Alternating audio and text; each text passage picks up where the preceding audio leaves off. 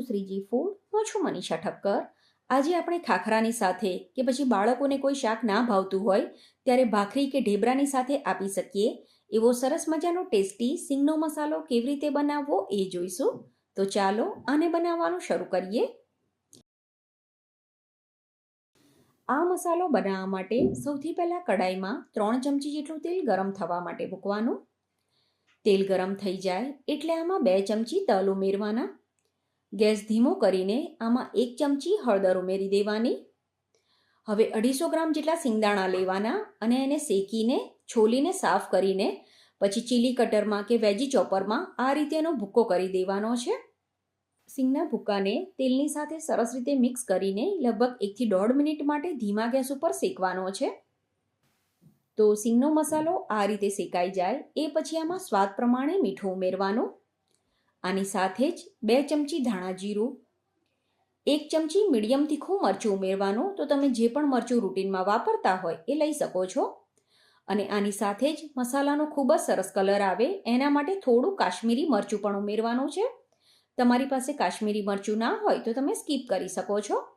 અને મરચાંની ક્વોન્ટિટી તમે જેવું તીખું ખાતા હોય એ પ્રમાણે ઓછી વધતી કરી શકાય. હવે આ બધા મસાલાને સિંગની સાથે સરસ રીતે મિક્સ કરી દેવાનો. અને આ મસાલા ઉમેરીએ પછી ગેસ વધારે વાર ચાલુ નથી રાખવાનો. 1 મિનિટ પછી ગેસ બંધ કરી દેવાનો. અને ગેસ બંધ કર્યા પછી પણ આપણે આ મસાલાને હલાવતા રહીશું, જેથી કડાઈ ગરમ હોવાના લીધે આ મસાલો એકદમ સરસ રીતે શેકાઈ જશે.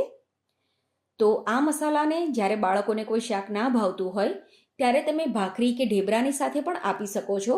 ભાખરી કે ઢેબરાની સાથે આ મસાલાનો ટેસ્ટ ખૂબ જ સરસ લાગે છે. સાથે જ મેં જણાવ્યું એ પ્રમાણે ખાખરાની સાથે પણ આ મસાલો આપણે યુઝ કરી શકીએ છીએ. તો આ મસાલો સાદા ખાખરાની જોડે ખૂબ જ સરસ લાગતો હોય છે. તો સાદા ખાખરાની ઉપર પહેલાં તો ગરમ કરેલું ઘી લગાવી દેવાનું. ઘી લગાવી દઈએ પછી તૈયાર કરેલો મસાલો આના ઉપર એડ કરવાનો.